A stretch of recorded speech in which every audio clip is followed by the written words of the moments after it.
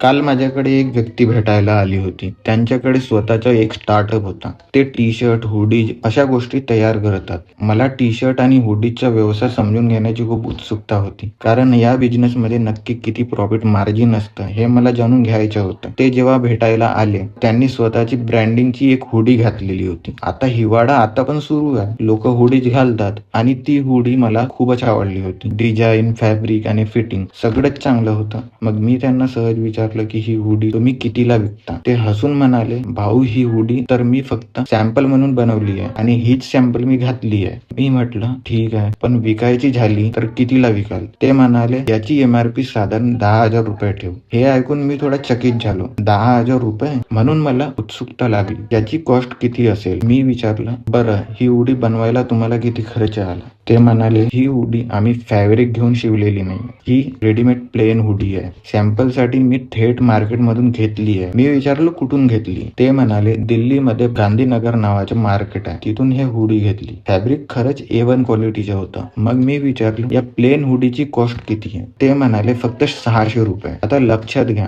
600 रुपयांची हुडी ज्याची MRP थेट 10,000 रुपये होते. त्यावर पुढे थोडी प्रिंटिंग कॉस्ट येते, समोर मागे प्रिंट, ब्रँडिंग वगैरे वगैरे, आणि हे सगळं धरून या प्रिंटिंगला अजून 300 ते 400 रुपये लागले. तरीही एकूण खर्च 1,000 रुपयाच्या आतच राहतो. आता विचार करा, 1,000 रुपयांची गोष्ट 10,000 ला विकली जाते. मार्जिन किती प्रचंड आहे ना. मग मी त्यांना विचारलं की हे लोक तुमच्याकडून खरेदी करतात यांच्या एज ग्रुप काय असतो? ते म्हणाले साधारण 16 ते 27 ते 28 वर्ष हा एज ग्रुप लक्षात घ्या. 16 ते 27 वर्षांचे बहुतेक लोक आर्थिक दृष्ट्या डिपेंडेंट असतात. 16 ते 20 वर्षांच्या वयातले लोक पूर्णपणे आई वडिलांवर अवलंबून असतात. 20 ते 22 वर्षानंतर थोडेफार कमवायला लागतात, पण तरीही मोठ्या प्रमाणात खर्चासाठी ते घरूनच पैसे घेतात. आज आपण पाहतो की लोक 50 ते 60 हजारापर्यंत फोन घेतात. आई वडिलांकडे हट्ट धरतात. काही जण खाणं पिणं सोडून देतात, पण मला आयफोनच पाहिजे म्हणतात. नवीन बाईक, महागडी गाडी, सगळं काही अमीर दिसण्यासाठी. पण खरी गोष्ट काय माहित आहे? आजची जनरेशन अमीर होण्यावर लक्ष देत नाही, तर अमीर दिसण्यावर लक्ष देते. म्हणूनच मी म्हणतो की जर तुम्ही हा व्हिडिओ पाहत असाल तर शेवटपर्यंत नक्की पहा, कारण या व्हिडिओमध्ये आपण 2 महत्वाच्या गोष्टी समजून घेणार आहोत. पहिली,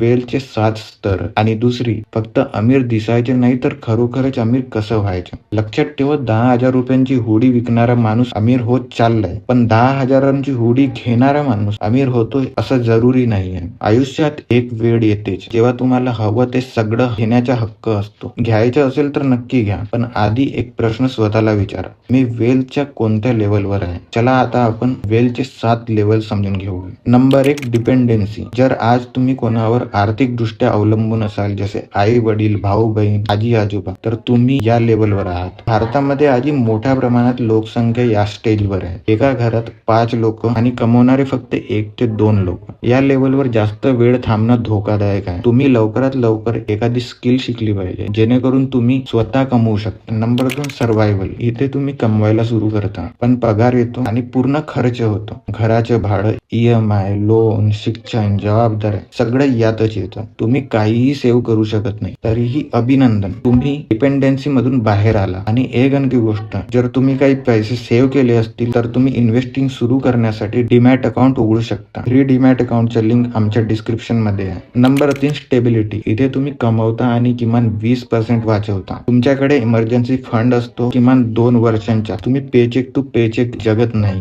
नंबर 4, फायनान्शियल सिक्युरिटी. इथे तुमची नोकरी गेली तरीही घर चालतं. तुमचं सेव्हिंग तुमच्या वार्षिक उत्पन्नाच्या किमान 2 पट असतं. म्हणजेच तुमच्या एका वर्षाच्या इन्कम पेक्षा 2 पट असतं, आणि तुम्ही किमान 50% सेव्ह करता. पैसे कमवणं महत्वाचे आहे, पण पैसे टिकवणं त्याहूनही जास्त महत्वाचे आहे. Number 5, financial independence. इथे तुम्हाला काम करण्याची गरज राहत नाही. तुमचा खर्च गुणिला 25 करा = तुमचा इंडिपेंडेन्स नंबर येईल. उदाहरणार्थ, जर तुमच्या महिन्याचा खर्च 25,000 असेल तर तो वर्षाला 3 लाख होतो. म्हणजेच 3 लाख गुणिला 25 करा = 75 लाख येते. 75 लाख सेव्ह झाले असतील तर तुम्ही इंडिपेंडेंट आहात. Number 6, freedom. इथे तुम्ही फक्त इंडिपेंडंट नसता तर मोकळे असता. जगात कुठेही राहू शकता, हव्या त्या गोष्टी करू शकता. यासाठी तुमच्या इंडिपेंडन्स युनिट नंबरच्या किमान दुप्पट संपत्ती लागते. Numbers of abundance. इथे पैसा कधीच संपत नाही. तुमच्या गरजेपेक्षा कितीतरी जास्त तुमच्याकडे असतं. मल्टिपल प्रॉपर्टीज, मोठा पोर्टफोलिओ आणि वेल्थ जनरेट होतच राहतात. शेवटी एकच गोष्ट सांगतो, मेहनत करावी लागेल. आता तुमच्याकडे क्लॅरिटी आहे, तुम्हाला कुठे पोहोचायचं हे तुम्हाला माहीत आहे.